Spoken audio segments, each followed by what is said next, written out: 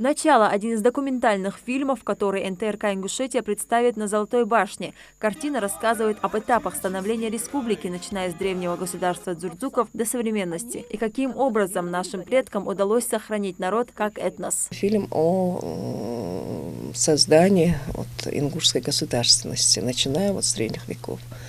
Мы знаем, что мы имели очень древнюю историю. История начинается даже с древних дзурдзуков, аланов, и дальше как развивалось наше ингушское общество. То есть то самосознание, которое было у наших прадедов, наших предков, оно привело к тому, что мы, такой маленький народ, живем в своей республике, своей государственности. 25 лет только вперед!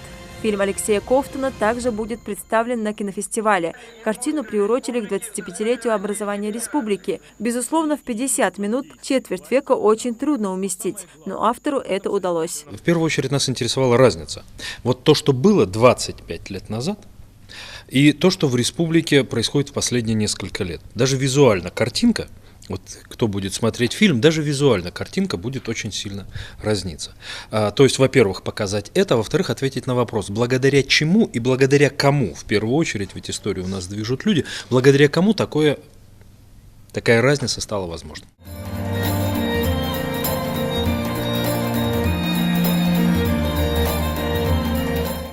Фильм нашей коллеги Аси Видзыжевой «Эгикал» – одна из 4 картин, представленной НТРК Ингушетия, которую смогут оценить зрители фестиваля. Картина об одном из необычайно красивых и загадочных башенных комплексов, а ведь здесь их десятки, и каждый таит в себе много загадок и легенд.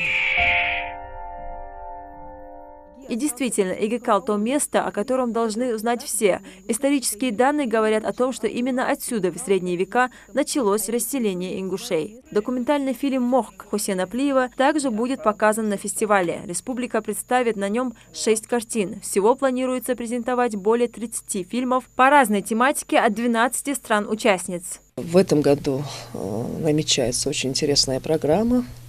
Будут очень много стран участвовать, представлять свои фильмы.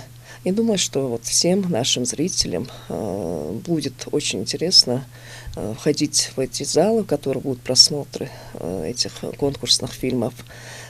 И будет возможность, вход будет свободный, во всех наших киноточках будут проходить эти фильмы. Впервые международный кинофестиваль «Золотая башня» в нашей республике прошел в 2014 году. С тех пор из года в год он радует зрителей кинолентами отечественных и зарубежных авторов. В прошлый год кино на фестивале было представлено около 30 фильмов режиссеров из 8 стран. И уже 4-й по счету киномарафон стартует традиционно в Доме культуры Назрани в конце октября.